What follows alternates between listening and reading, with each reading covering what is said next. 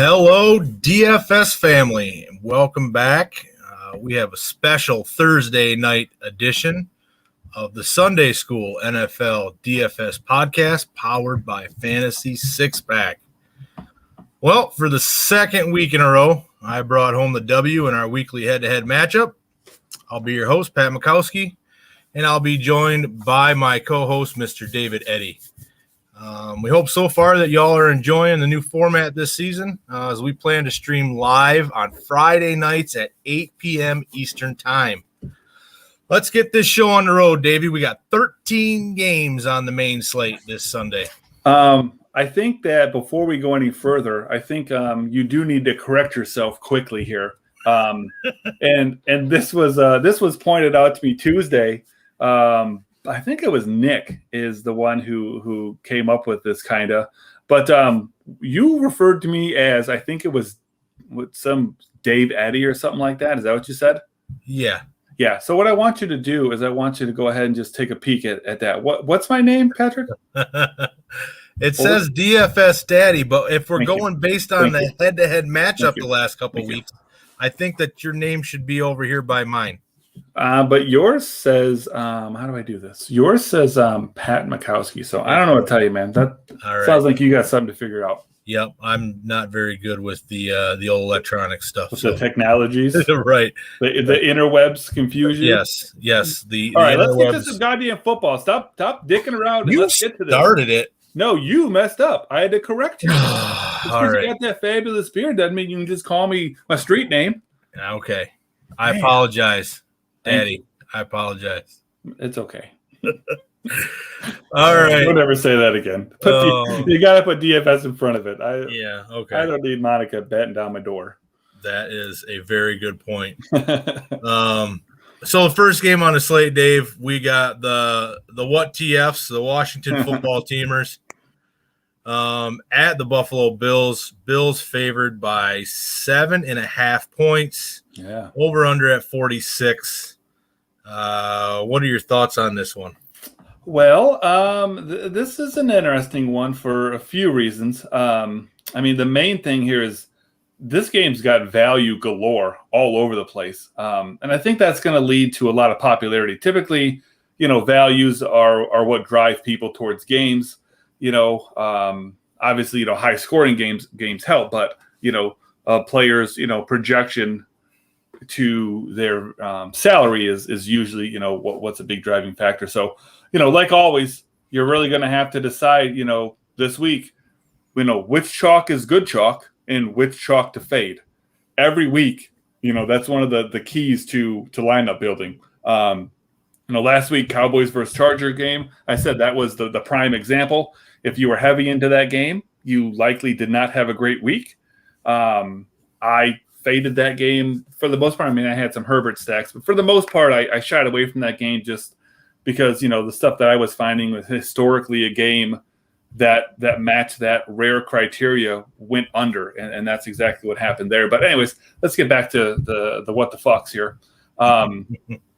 So on the what the fuck side, you got Antonio Gibson here sitting at 5,900, easily top 5 value at running back this week. And, in my opinion, probably the second highest scoring of those value options. But that doesn't necessarily mean I'm going to play him. He's the clear lead back. He saw 63% of, snaps, but that's still only, good for 15th best on this slate. More importantly, though, for me, he is averaging 19 touches through the first 2 weeks. So that is good for 7th best on the running backs, slate here. I think that people sometimes get a little too tied up in, snap percentage. Obviously, it's good for them to be on the field. I think when you look at snap percentages, though, you're more looking at pass catchers. I'm more looking at how often are, receivers and tight ends on the field, how many routes are they running. When it comes to running backs, if a guy plays half the downs, but every time he's in there, he catches the ball or runs the ball, that's a lot more valuable. So just something to keep in mind when you're looking at snap rates. Don't give such a high, edge to running backs, for there. But anyways, it's going to be hard for me to play, Gibson this week. He's going against a team that's been second toughest on running backs this year as far as fantasy points per game. So I'm going to be underweight on him for sure. You got McLaurin, of course. He's got a very tough matchup as he's going to be paired up by Tre'Davious White. He's got a very unproven quarterback throwing him the ball. So I think I'm going to be underweight, there as well. All in all, just not a big fan of the what the fucks this week. Buffalo side of the ball, Josh Allen's sitting there at 7K on the dot. I think that's a terrible job of pricing by DK. Even, here in a tough matchup, I think he's just way too cheap.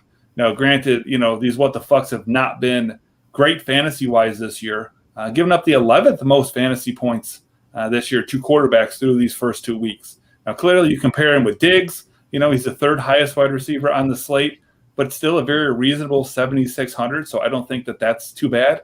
14.6 to pair those two. You can also look towards Beasley. He's averaging 8.5 targets so far. Manuel Sanders as well. He's averaging 7 targets. Buffalo D is also in play, but you got to pay all the way up to 3,800 to do that. And unless you just have that chain sitting around, I definitely am not suggesting you ever force a defense in there. Yeah, I'm kind of right on board with you. Washington's defense ranks amongst the bottom through the first couple games against opposing wide receivers. I definitely think you could do worse than a Allen and Diggs stack. Probably Diggs, the cheapest you're going to get that combo all year, man. I mean, that's dirt cheap for those guys. Yeah, and we know what Stephon Diggs is all about. I mean, third in the NFL in targets so far this year, 26% target share on a team. And then you bring it back with a guy like McLaurin at just $6,900, ranking 7th in targets in the league, 27% target share. It could be, a pretty solid little play. How much of it I'll actually do, I don't know. But like I said, you could definitely do worse, and that's a pretty cheap duo there for Allen and Diggs. Yeah, for me, it is going to, though, come down a little bit to where McLaurin's ownership percentage comes into play because, he does have a very tough matchup. And I think a lot of people are going to look at that, and he's going to go, quite under-owned. And as much as matchups, are important, I really, truly think that they are a little bit overblown. Maybe the exception to the rule is Jalen Ramsey to some extent. If I know Jalen is going to shadow a guy, I might take that to some serious consideration. But as of right now, we're looking at McLaurin sitting somewhere in the 3 to 4% owned neighborhood. And, for the clear alpha in that, team, even with a iffy pass catcher, 3.4% isn't shit, so you can go ahead and stack him with a fairly chalky Diggs, a fairly chalky Allen, and, McLaurin isn't going to be super high owned. He probably makes a better, secondary stack than a primary because anyone that stacks that Buffalo team is probably going to run it back with McLaurin, so you're not going to differentiate yourself in the game stack. So that may be more of a secondary stack kind of a thing to consider. All right, moving on. Next game we got on the docket here is the Cardinals at the Jags. Cardinals coming in favored by 7.5 points on the road. Over under in this game is 51.5, and the Cards have the second highest implied point total, 29.5 points on the slate this weekend. For me, when you talk about Arizona, and for most people, every single week, you're a Murray and Nuke stack is in play regardless of what opponent they have. Kyler Murray is playing at a MVP caliber clip right now, and then he goes out and he gets the Jags on the road. I'm going to have some kind of skin in this game when it comes to Kyler, but I'm going to lean a little bit more contrarian, I think, towards my stack and roll with some Rondale Moore. Yep. He's only 5K compared to Nuke's 8,200. So you're saving a really decent chunk of change. And surprisingly, Moore's actually leading the Cardinals in targets through 2 games. He's leading in receptions in 2 games and in target share in the first 2 games at 19%. Running it back on the other side with a guy like Marvin Jones, who's had 2 really good games. He's commanding almost 24% of the target share in Jacksonville as Goldilocks' main 2 guy. So I'm going to have some Murray, but I'm going to be stacking him, I think, with some Rondale Moore instead of some Nuke. Well, let's tell Matt here. He needs to kind of chill a little bit here. He's talking Davis Mills season, H-Town stand up, he says, and I think that Carolina defense tonight is going to be the one standing up. I think Davis Mills is going to be laying down on his ass quite a bit. So, hey, man, I appreciate the enthusiasm. But, yeah, Davis Mills is going to look more like Miles Davis out there, I think. But we shall see. If peeing your pants is cool, consider me Miles Davis. So for this game, I'll start with the boring side. I'll start with the Jags here first. Trevor Lawrence might actually be interesting, to some DFS players this week. His volume is going to be super high. Volume at the QB position, though, is extraordinarily overrated. Efficiency metrics are king. Stuff like, TD rate, yards per completion, average air yards. Those are the kind of things that I'm looking at. Lawrence has been anything but efficient. So I'm going to let everyone else chase his stats, and I'm going to play significantly better options. So needless to say, he will not be in my player pool. On the other side of the ball, though, things that are going to be in play there, is going to be, a running back option. A run back option. Those players I think are limited mostly to Marvin Jones or DJ Shark. I think DJ Shark if you want to get a little bit different, but I think, like you said, Marvin is the clear play there. But the fun part of this is the other side of there, the Cardinals. Okay, Murray, arguably my favorite QB each and every week. That you can always pair him with D-Hop. And this week it's a little bit interesting because Murray is looking to come in about the second highest owned quarterback. Somewhere, 8 to 10%. So that's not super high. But, compared to other quarterbacks, that is pretty high. But his wide receiving options are looking to be pretty low owned here. Let's see. If I find DeAndre Hopkins, we're looking about 7% outside of the top 10. And then if we go down to the guy you're talking about, Rondale Moore, I can't even count that high, but he's somewhere in the 20-25 neighborhood, looking to be coming in around 3%. So I'm thinking that's not a super popular stack. And so, if you've got, let's say, 6 Kyler stacks, you might be able to go 4 Hop, 2 more, or split it evenly, whatever you think is best. But either way, I don't think you're going to roster them and have to worry too much about having a crazy high, ownership. But, just know that if you go Hopkins, obviously, the stack is going to be expensive. So keep that in mind. Obviously, Rondale Moore helps that a little bit. But, you do have a lot of cheap running backs this week. So I'm not sure that salary is a major option. But if you go Rondale, you could also, be able to fit in like Kelsey, without probably a whole ton of trouble. So Rondale Moore is definitely very interesting, especially after that explosive week 2 that he just had. But, I will say that even though he's, out targeting, Hopkins and stuff right now, it's a 2-week sample, so I wouldn't get too crazy. We need about 6 weeks of, wide receiver samples before we can really draw actual conclusions. So I would just temper your expectations on Rondale Moore. He's still extremely volatile, especially compared to D-Hop, who we know, how consistent, he can be. I think Chase Edmonds, though, is another guy that's kind of interesting to me. He's been one of my highest exposure running backs so far in the first 2 weeks.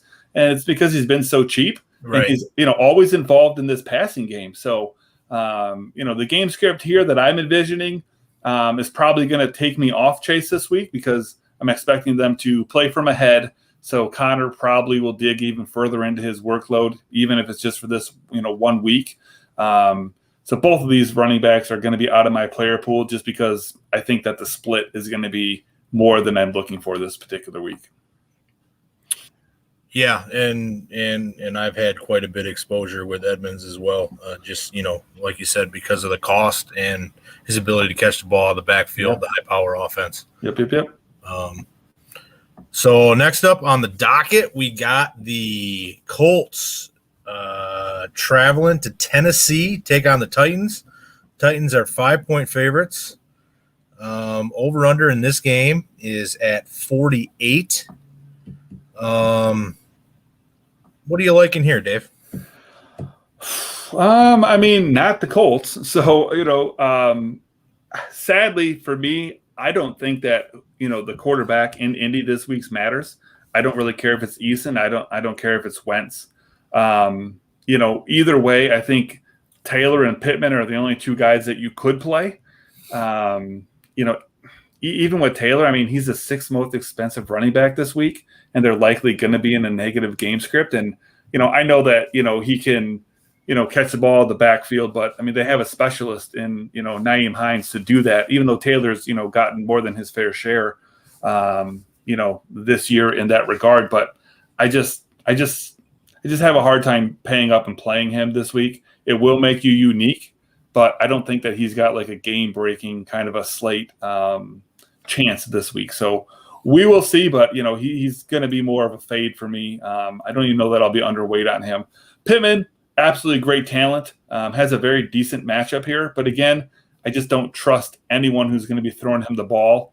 So it does make it tough for me to play him, but he's kind of your run back option, if you are going to stack Tannehill or if you want to do a secondary stack here. So you might kind of be forced in some aspect to play him, which might just mean that, you just, kind of skip those secondary stacks if you're just not confident, in doing that. Titans very tricky this week, just like they've apparently been all year, because we just aren't sure what we're going to get from them. What we do know, though, is Derrick Henry is a fucking beast, and he can break the slate at any time against any opponent. You really just have to decide if you can pay all the way up at running back this week to play him. He's $8,600. So you just kind of have to figure, is that the move for you or not? Last week, I was all over Derrick Henry because he was projected to be under 5% owned. And when he's that low, that's when you just want to eat up as many shares of him as you can. This week, on the other hand, he is going to be well over 15% and one of the more popular running backs on the slate. I'm not saying that that's when you fade him, but, that's when you either decide to be, even with the field or go underweight on him. Passing wise, you can expect A.J. Brown and Julio Jones, obviously, to dominate the touches. That's just what they do. Both $6,500 a piece, so more than playable, more than affordable. But I think you're going to have to pick one, because I don't think a double stack this week really makes a lot of sense. I lean towards A.J. this week. I think he offers you more of an upside. But, I mean, you can make an argument, obviously, for Julio as well if you wanted. It may just come down simply to ownership and who's going to be higher owned between the two. If I take a quick look, A.J. Brown's coming in about 9%, and I got to go all the way down to 3 and some change for Julio. So maybe Julio was the better pick just because the price makes more sense. You got to just decide what you think makes the most sense for your lineup. Yeah, El Tractorcito had a monster of a game last week. Yeah. He typically strings together a couple of these in a row. True. Where he usually just at the end of the year, though, if he can't do it now, but typically, he's week 14, 15, 16, where he just turns it on big time. Yeah. But he can do it in week 3, easy peasy. Yeah, he's definitely, I think, worth paying up for this week. Sure, always. I'm not expecting another 3-touchdown performance, but he's going to find the end zone. He's going to have a pretty good game. The Colts run defense, it appears, on paper to present a pretty hefty matchup. But I think that they're just not as good as advertised. And he's matchup proof. Yeah, he really is.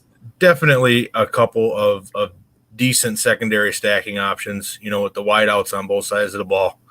I wouldn't go too crazy, but right. I like Brown and Pittman as well if I'm picking from that cluster.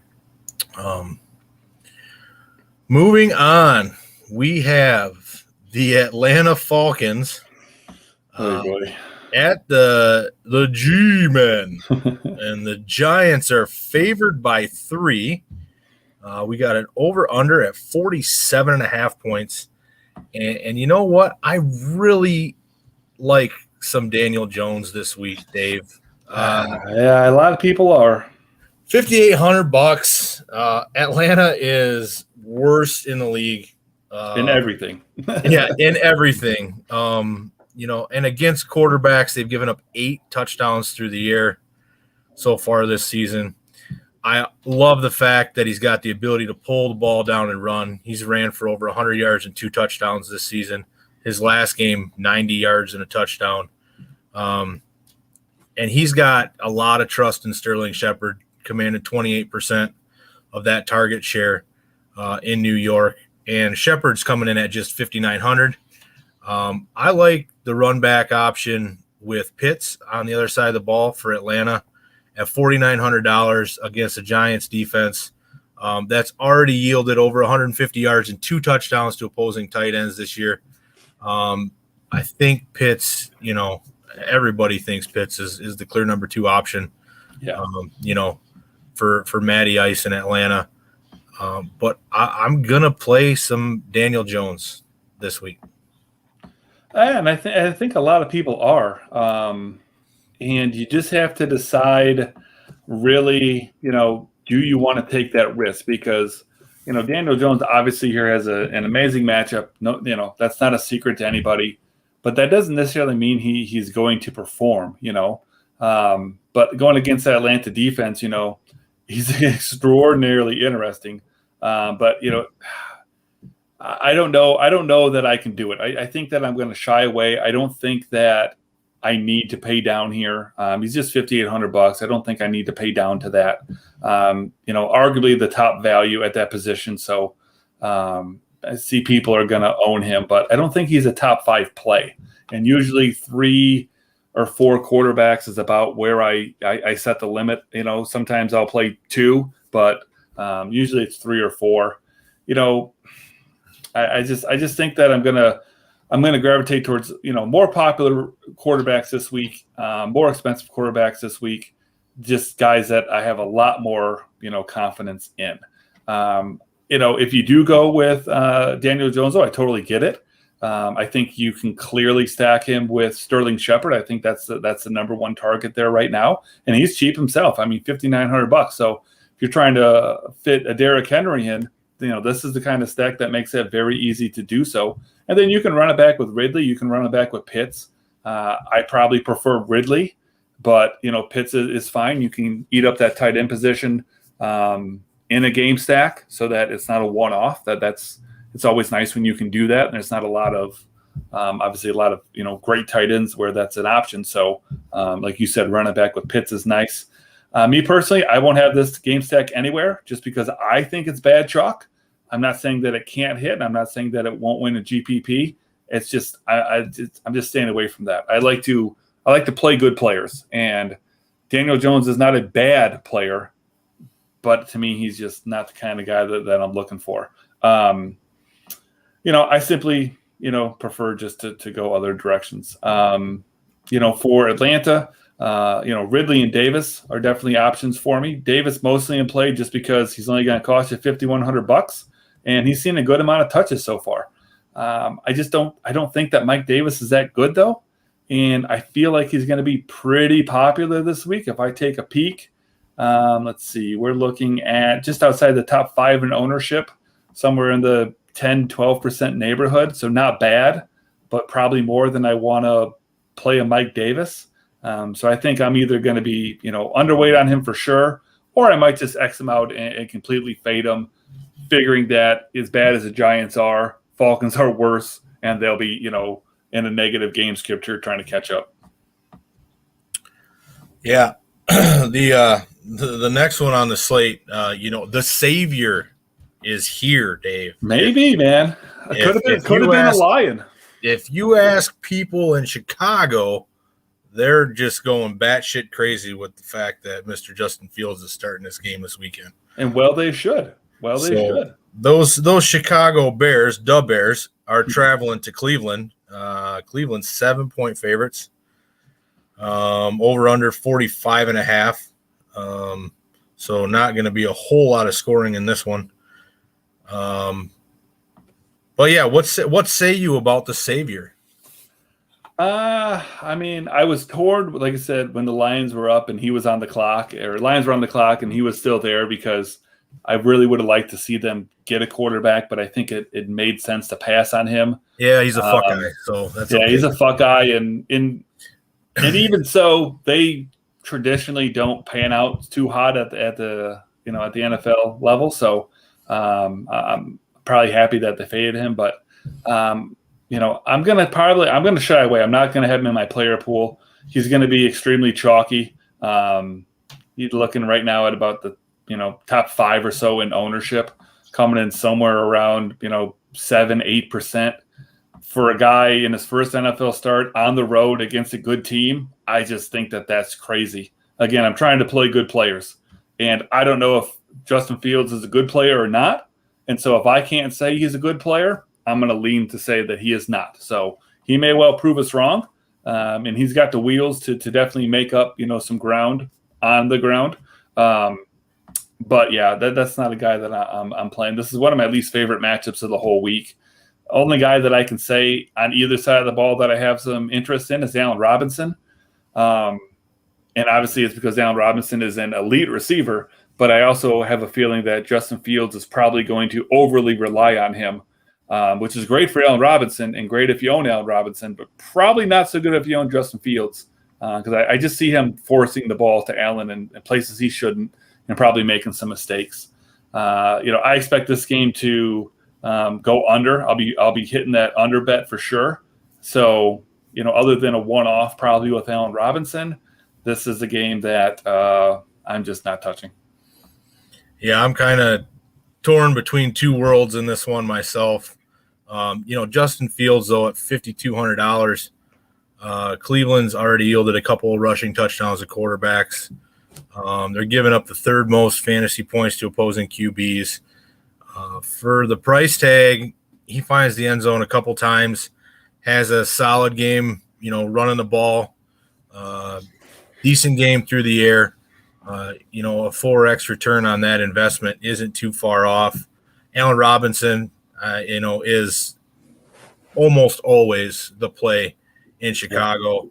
He's only $6,200, like you said. Fields That's a good price. Good price. Yeah, Fields is going to rely on him. He has to. In his debut, you got to find your best player. The problem here for me is I'm not really sure what that run back option would be on the other side of the ball. Hooper, I guess. If OBJ's healthy, then obviously it's him. He's not healthy. He's missed. He's already missed the first 2 weeks. So even if he's on the field, he's not 100%. That's the way. That's the way I look at it. My only run back would literally be Hooper. It would have to be. And that is just. I like Austin Hooper, but boy, you're just asking for trouble. If you're going, if your main game stack revolves around Austin Hooper and Justin Fields, yeah. Sure, you got plenty of money to throw around, but God, you might need to hit every optimal play from there on out. It's tough. It's playable. But it's tough. That's definitely a larger field kind of move on for me. Right. I don't know. And then on the other side of it, everybody expected Cleveland's defense to be a whole lot better than what they are. They haven't played very well in the early going. Justin Fields might make them look a lot better. and that's it. It could be a bad thing for the rookie if they're able to get their ducks in a row. So yeah, for sure. I'm going to stay away from this game probably. Maybe I'll have some fun and do a field stack, but with a lineup just for shits and giggles. But next up, we've got this should be a fun one. Yeah, we got the formerly known as San Diego Superchargers at the Kansas City Chiefs. Chiefs favored by 6.5 points. Over under 54.5, which is the third highest implied points total, and the Chiefs at first highest implied point total, 30.5 points this week. What do you expect out of this game, Dave? I expect it to be fun to watch, man. Anytime you get Kansas City Yeah. And watching Patty Mahomes and that flare fly around, Absolutely, man. Game stacks and, big game stacks certainly in play here. I mean, you got Mahomes, you can stack with Hill, with Kelsey, Hardman if you want to, CEH if you want to. Herbert's got Allen and Williams and Eckler. You can go Cook if you really wish. I would feel comfortable with pretty much all of those combinations. It's often hard to stack, Mahomes with Hill and Kelsey, but like I mentioned earlier, you've got a lot of cheap running back options this week. So if you really want to, you definitely can make it happen. You just need to know that you're not going to be alone because of those cheap running back, options. A lot of people are also going to be able to obviously pay up and get Mahomes, Hill, Kelsey. So, that 5 is going to be extremely popular, and the run back options are going to be a lot, similar there as well. So it's going to be really hard, to differentiate yourself there. I mean, it doesn't make it a bad play. It just means you got to really be careful about making sure that you're unique. And if you're right and you hit, so does everybody else. And that's where being unique comes into play. So, maybe you put a little more focus on Eckler. Maybe you put a little more focus on CEH. You got to be a little bit different. You can't just go out there and say, I'm playing Mahomes, Hill, Kelsey. I'm going to throw in Mike Davis. I'm going to run it back with, Allen Williams. It's going to be too popular. So you gotta find a way to be different there. But, for the most part, I think. And if you put all those people in there, it's going to be extremely expensive. Yeah, but there's ways to save money. You can do it. This is the week where you can do it. But, I think this game for the most part speaks for itself. The guys that are in play here, everybody knows. Again, I think just the biggest takeaway here is if and when you stack this game, just you gotta throw 2 or 3 pieces in there that'll make you different. Doesn't mean you need to get crazy and play just shit players. You need to still find decent plays that are going to be lower owned, so that when all of this hits, those other pieces are really going to be what wins or loses for you. Yeah, I'm actually digging on both the running backs in this game. Sure. I like Eckler at $7,200. Squaring up against Kansas City defense that's given up a league high 4 rushing touchdowns so far, and he is in the argument for being one of the best pass catching backs in the game right now. Sure. And in order to keep up with Kansas City and that Chiefs offense, they're going to have to throw the ball. On the Chiefs side of the ball, I really like CEH. Chargers have given up a league high 287 yards on the ground so far. And they've been very, very stingy against the pass. And he is an absolute bargain this weekend, I feel, at $4,800. Yeah, he's been bad this year, but I think that is too cheap. And what's that going to do? That's just going to drive up his ownership percentage. So you do have to be careful with him. But what's really interesting on this particular game is, usually it's not very well correlated to have a stack of, running backs from the same game. So to put CEH and Eckler in the same lineup, it's just not very well correlated. Receivers make sense. Running backs typically don't. But with how much that these two teams can pass, and with both of these running backs being good receivers and can very easily be a part of this passing game, you literally could just put those two together in a lineup, put it with a different game stack, and that's one way to attack this game, but be extraordinarily unique, because not a lot of people are going to stack those running backs together, because it kind of is a cardinal sin of GPPs. But, you can definitely get some exposure to this game that way. Differentiate yourself. You save a ton of money with CEH. You want to do that with your Daniel Jones lineup, for example. Now you've got a nice pairing. You got a nice pairing. You got plenty of money, to go around and, put together, some good pieces around that. So those are ways we can get exposure, but remain unique. Yeah. Next up, I think is going to be a total dud this weekend. Yeah. Right. We got the Cincinnati Bengals traveling to the Pittsburgh Steelers. Steelers favored by 3. Over under in this game, a whopping 44 points. If for some reason Ben Roethlisberger does not play in this game, and the Bengals draw Mason Rudolph instead, I will have the Bengals defense in all 20 of my lineups this weekend. $2,100 price tag. You might want to do it if Ben's in there. Yeah, well, yeah, he's getting just absolutely smoked behind that offensive line this year. Absolutely. And the Bengals are kind of sneaky. They're second in the league right now in sacks and interceptions. On the defensive side of the ball, like we said, Ben's he's taking a licking. He's trying to keep ticking, man, but that offensive line is horrible. If Ben plays, I'm going to stay away from Pittsburgh like I always do, just because I never know which of the 3 blind mice are going to show up and get the ball. Those blind mice that ain't eating cheese this week. Right. But the only skin I'll have in this game is that Bengals defense. And to your point, I may just do it anyways at the price. Yeah, sure, man. I don't know about 100%, but yeah. 100%. Houston's defense, 100% last week. But I mean, I get the point here. It really is a shame though with all the weapons that the Steelers have on offense that they're so bad, and it really does just go to show you just how important that offensive line is. Not just on the offensive side of the ball either. I mean, their defensive. They've got some studs on the defensive side of the ball. Yeah, and they've got injuries there too.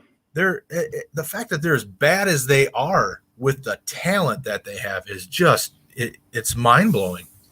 Yeah, man. And just to give you an example of, there's a lot of ways to play DFS and to play correctly. I will say that if Ben is out, that I think that Bengals defense becomes very, very chalky. I think that even with Ben in there, they're going to be chalky.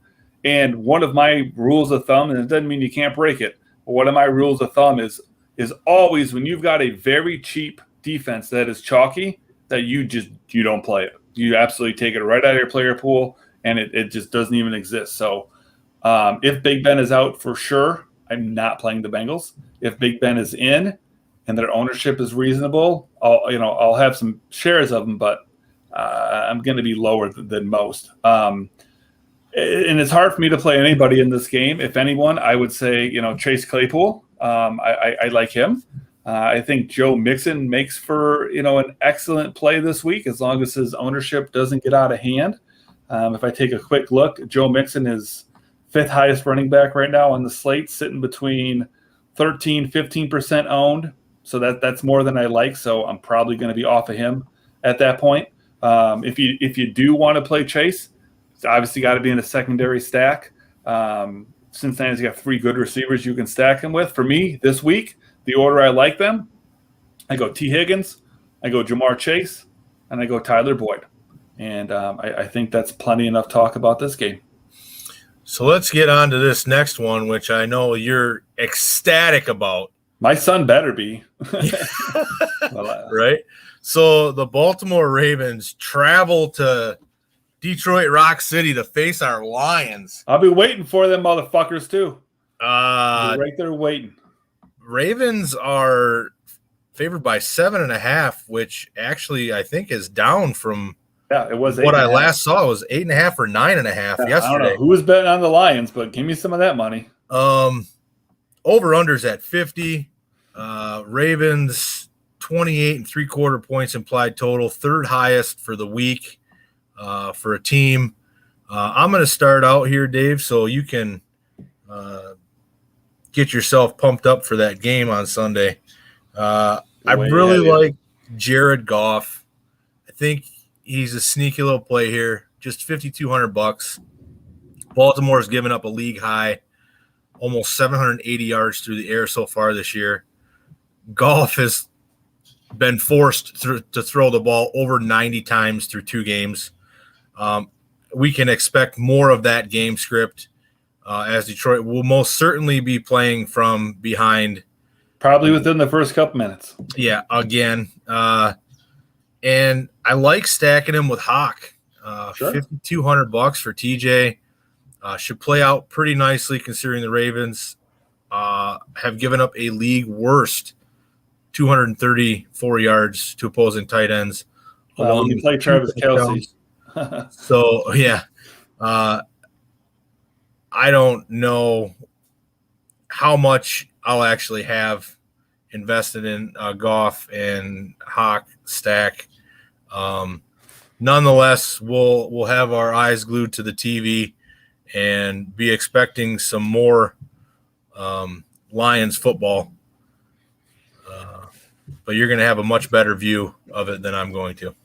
Will I though? I got to find a place to fucking park first. Tigers have a game down there at noon as well. So yeah, we'll be there 9 o'clock for a 1 o'clock game, so we can find a parking spot. Holy cow! Didn't the Tigers? Didn't they move their first pitch up? Yeah, they moved it up to noon. Yeah, they both were at 1, but it doesn't matter. Anyways, nobody gives a shit about my parking dilemma this weekend. One thing I will say though, you were talking about, you're not sure if you're going to have any Goff, and if you do, it'll be limited. I would warn anyone. It doesn't matter if you're doing 20 max, doesn't matter if you're doing 150 max. I think that if you're not going to put in at least 3 lineups, with a particular stack, I think you shouldn't waste your time. If you're only willing to put one Detroit game stack in there, then you might as well just get rid of it and play the guys that you like more. If you're not confident enough to put, at least 3 game stacks in there, then I think you're just spreading yourself too thin, and you're just limiting your chances of getting things right. My opinion, doesn't mean it's right. But yeah, I don't think it makes sense to do 1s and 2s. But I'm going to be there like we talked about, and I am expecting to see a bloodbath. Lamar is going to have his way on the ground. He's going to have his way through the air. If he wants to after the game, he can probably have his way with some of their wives. He is the man. Tyson Williams, I think he may be kind of popular as well this week, just because we're expecting, them to get ahead. But with Latavius Murray, getting more familiar with this offense, and Devontae Freeman sitting there lurking as well, I think I'm just going to, fade all the running backs. I think I can trust Lamar. If you want to, you can play him naked if you wish. I would probably recommend that in cash if you're going to play Lamar, but GPPs, it probably makes more sense to stack him with Hollywood Brown. Larger GPP fields, you can probably go Sammy Watkins to make yourself a little bit more unique. Mark Andrews is always in play, but I really prefer either Hollywood or Watkins. Lions side of the ball, I guess Jared Goff is in play. He's going to be low owned, probably 2% or less.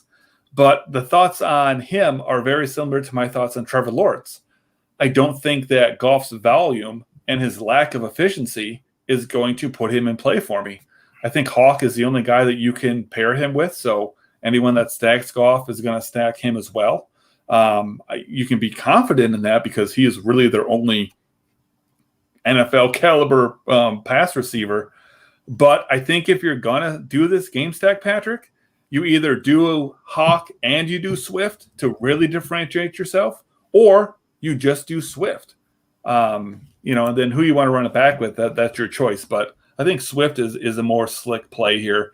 Even though he's going to be highly owned as far as running backs go, he's not going to be, in too many lineups with Goff. So that's one way to get a little bit different if you truly do want to play some Jared Goff this week, which I can understand, but I'm not with you. Yep. Nonetheless, Lions football. Yeah. Who fucking Ray? 0-3. Spencer Rattler, baby. Hey, but we come back every week for it. I haven't watched a Lions game that wasn't on primetime or in person in literally 3 years. No, you suck. Wow, no, they suck. Yeah, they do suck. Speaking of sucking, how about the next couple weeks? We got 3 winners in a row. Let's rip through these. All right, first one up, we got the New Orleans Saints traveling to Belichick land with the cheaters and the Patriots. Favored by 3 points, over under 42.5. Second lowest implied total. So there's not going to be a whole lot of scoring in this one. There's absolutely nobody in this game that interests me. I'm honestly shocked to see the Patriots even favored. I will overlook this game altogether and probably spend my time watching paint dry. I think it would be more interesting. Yeah, the only guy that would be of interest to me is Kamara. And the reason for that is I think every week, CMC, Cook, Henry, Kamara, those are guys that you at least have to take an honest look at. And, right now, especially in this matchup, but just the way things are going for the Saints at the moment, if I thought Kamara was going to be in the 5% neighborhood, then I would be in play with him. I'd be overweight. I'd probably be playing him 20, 25% of my lineups because I'm unique and I'm playing a stud. Right now, he's looking to be about 12 to 15% owned, and that means I'm going to probably take him on my player pool because there's many other guys that I can play that will gain me leverage in a much better position than he's in. So moving on. Next up, we've got the Jets traveling to Mile High, take on the Broncos, who are heavy favorites at home, 10.5 points. Over under 42. This is the 13th highest or lowest implied total. Yeah, lowest on the slate, my man. The Jets have the lowest team implied total, 15.75 points. So, yeah, another doozy here, Davey. Yeah, I mean, I'll make it quick here. Not touching the Jet. You could probably make them free in the player pool, and I'm still not going to play anybody. But Broncos, what I will say is, I'm still on Javonte Williams here. I think that in DFS, he is the preferred play over Melvin Gordon, I think, without question. Again, $4,900 this week. I think eventually he's going to have a breakout game, and he's going to go from a pretty even share in that backfield to leading the charge. Could it be this week against the Jets? Maybe. Other than that, obviously the Broncos defense is in play, but you got to pay for them. Yeah, I think that you were onto something last week when you started talking Javonte Williams. Yeah, boy, that's my dude, man. He's so cheap. $4,900. I mean, him and Gordon are virtually a 50-50 split when it comes to touches. This game is gonna, I guess I wouldn't say get out of hand, but they're gonna get up early, and Denver's gonna pound the ball. And I'm just hoping Javonte breaks out, and all of a sudden that's his backfield. We get a couple of weeks of him where he goes up in price until he's to the point of he's priced correctly, and then we forget all about him. Yeah, and like you said, Denver's defense, if you're willing to pay up for it, they're the number one option, I think, on the defensive side of the ball. Absolutely. I can see it now, Dave. The scene cuts to the max. Yes. Where we see Zach Attack seated, next to Kelly and Spano and Screech and AC, and he's just sitting there, and they're all consoling him in a neck brace with his crutches. This one could get ugly, dude. I hope Belding gets him a nice milkshake. Oh boy! All right, next up. All right, moving on. The Dolphins at Vegas against the Raiders. Raiders favored by 4.5 points. Over under is 44. Once again, not a whole lot special here. Outside, I'm going to be keeping an eye on the Jacobs injury designation for this one. If he's a no-go and Drake becomes that primary back for the Raiders, I'll probably try to sprinkle him in a little bit this weekend against the Dolphins defense. Nope. I'm gonna, Dave. Play good players. If you want to go cheap at running back, there's cheap running backs that aren't fighting for carries with Peyton fucking Barber. I'm telling you. I'm telling you. Don't do it. Who was it that I asked you about last weekend? Cordell Patterson. Again, I said, hey, Dave. If you play good players, things will work out. If you play Cordell Patterson and Kenyon Drake, you're just bending over, asking to get lubed up, man. Just it ain't worth it. Don't waste money. Because of the stellar advice you gave me on Patterson last weekend, that's exactly why I'll play Drake this weekend. Good. I hope you play 100% Kenyon Drake. I'm not gonna play him 100% Kenyon Drake, 100% Bengals defense. Hawkinson. Now wait a second. Goff. We did this last year, where you gave me a bunch of shit about a lineup, and I'm like, fine, I'll build a lineup with all the guys that you didn't like that I like. Right, I want a Goff stack with Drake. There we go. So yeah, if Jacobs is out and that injury designation makes Drake the primary back there, I'm probably going to sprinkle him in somewhere against the Dolphins defense that has not been good against the rush. Not a whole lot else for me in this one. Yeah, man. For the Dolphins, not a lick of interest. Don't care who the quarterback is. Not touching. Tua Tonga Baimloma is not in. Don't care. Don't care. The Raiders, I think that, if Carr is in there and healthy, obviously him and Waller are, names that are going to be out there. They've had a hot start. However, hard pass for me. Full slate of games to choose from for Sunday. So I don't see a need to force any exposure to any player in this game. Well, this should be a fun one too. Yeah. We got the Tampa Bay Brady's heading. So our University of Michigan quarterback going up against our former Detroit Lions quarterback. That is right. Against the Rams. At the Rams, Bucks favored by 1.5. Over under 55, which is the highest implied point total for a game this week. Both teams in the top 6 this week at 26 3/4 and 28 1/4 respectively.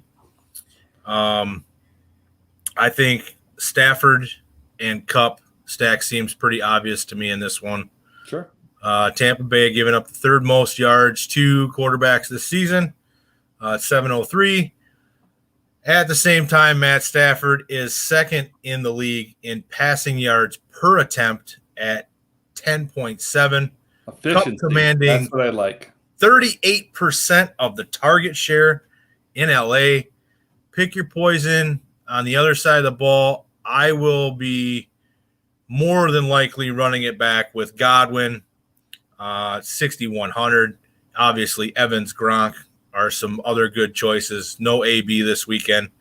Godwin commanding 22% of the target share there in Tampa Bay. So I'm digging on a Stafford, Kupp, and Godwin stack in this one.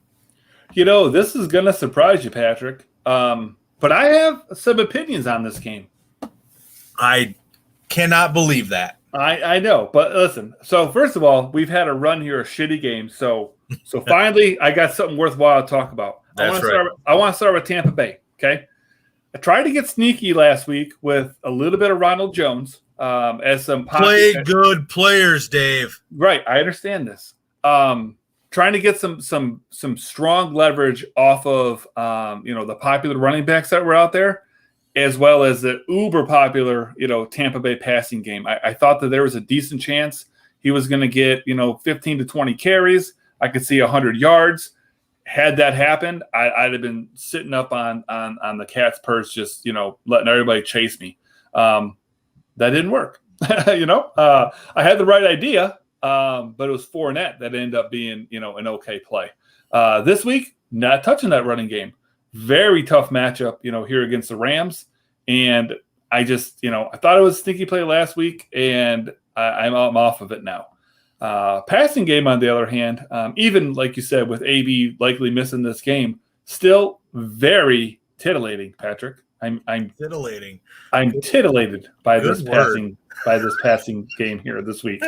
Again, though, this is a full slate. We've got 13 games to choose from. I think that there are better options. I am not going to be super interested, definitely in a game stack. But maybe some secondary options. We'll get to that here in a minute. For the Rams, I know that Henderson has seen a large share of the touches when he has been on the field, but we don't know if he's going to play this week. We don't know if he's going to be healthy. So even with how uncertain it is at this point, even if he, does not have even a questionable tag and he plays, I think I'm going to just get away from that this week. Lots of good running back options to pay up for, lots of good cheap running back options. I don't need to force Darrell Henderson in there this week. Stafford, Kupp, Woods, Higbee, those are all very interesting. Stafford and Kupp are going to be very popular. I think Stafford's going to be, top 3, highest owned quarterback. Kupp is going to be the number 1 owned receiver. That all makes sense, but that's all reasons for me to get the hell away from him. I kind of think that, no, I don't think. At some point, Woods is going to be the play over Kupp. You're going to be able to gain a shit ton of leverage by having Woods, because Woods is going to have the Kupp game and Kupp is going to have the Woods game. I don't know when that's going to happen. So I wouldn't, bank on it too highly, but it's going to happen. Again, not a game stack I'm going to be on here. I don't mind, again, secondary stacks, Kupp's Wood, with some Godwin, some Evans, maybe even some Gronk in there. I'm telling you right now, I'm betting heavy on this game to hit the under. I think this is going to be a tough defensive matchup both ways. I also could see this game getting up to 80 points. But I'm betting the under here. So for that reason, this is going to be one of my leverage plays.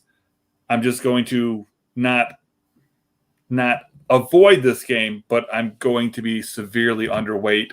Definitely no game stacks. Maybe a couple, secondary stacks, but this is a play for me this week of leverage of staying off this one.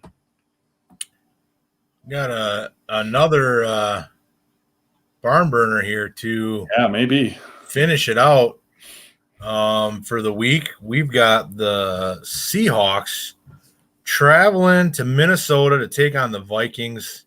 Seahawks 1.5 point favorites, over under 55, tied for the highest implied point total for a game this weekend. Why don't you go ahead and start us off with this one, Dave? Well, here's what I'll tell you, man.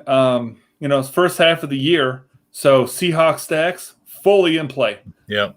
I think that barring something changing during the week, and it doesn't have to be with the Seahawks, but it could just be in general on the slate, Russell Wilson is going to be the highest owned quarterback for me. It's not even going to be close. I'm going to be all in, with Russ. I think, Russ with DK or Russ with Lockett obviously sounds great. I'm certainly not going to be the only person to do this. So in game stacks this week, it would be smart, especially in, the larger fields, to get a little bit more unique. And I don't want to double stack DK and Lockett together, because I think once that has actually worked, it's usually one guy or the other goes off. It's only happened once where they go off together. So for me to get a little bit unique, I can double stack that with Carson. And I think that that'll make you a little bit more unique, or maybe even just stack Russ and Carson in the hopes that none of the receivers, differentiate themselves. Maybe they both have an okay game, but nothing crazy. They don't get in the end zone because Carson rushes the ball in there 2 or 3 times. And then all of a sudden you got a very unique stack, with heavy exposure to this game, and you can take some shit down that way. Not super likely, but that's the kind of stuff that you got to think about in large fields, is how to be different. For the Vikings, I think they also present an opportunity to stack themselves. And, obviously great running back options as well for your Russ stacks with, Jefferson, Thielen, or probably the most popular wide receiver this week as far as ownership is concerned is going to be Osborne. So I almost think that under normal circumstances, you would think in large fields, Osborne is the way to go. I actually think in large fields, Jefferson or Thielen is the way to go this week, just because of the way that ownership seems to be falling. If Cook is healthy, he is certainly in play for a game stack. He's obviously in play for a run back, secondary stack, one-off, you name it. Hell, all the skill players I just named are all good in the game stacks, run backs, secondary stacks, one-offs. I think this is the game to have exposure to this week. I think this is where you can play great players and be different enough for it to matter. I'm pretty confident this game hits the over, especially if Cook is healthy. So for me, this is where the majority of my exposure comes from. Yeah, you can really have some fun with the weapons in this game. I think playing the shell game a little bit. I'm really digging on the Russell Wilson stack this weekend. Absolutely, man. With DK or Tyler, I'm gonna be running Delvin back for sure. Yeah, make sure he's healthy. But assuming he's a go, correct? Assuming he's a go, it's going to be expensive. But Seattle's worse in the league against running backs. You got lots of places to save money this week if you need to. So I wouldn't let money affect you too much. You just know that, of course, those lower plays are more volatile. So if you're relying on CEH, you just be aware you might get 5 points. At the same time, you might get 30 points. So it's definitely a high upside play, but those high upside plays almost always have some volatility to them. Yeah, this one's kind of I would consider it my lock, I guess, for the week. Yeah, me too, man. Me too, 100%. Just the fact that Minnesota's as bad against the pass as they are, and Seattle is as bad against the run. There's going to be a lot of points. I think this is going to go over as well. Should be a fun game to watch, assuming it's on television. And I can't imagine that it wouldn't be. Yeah, 4:00 game. There's not a lot, of other games going on. You should be able to find this. Or just get Red Zone like a man, and you can watch a lot of the game. Nah, I'm out on that.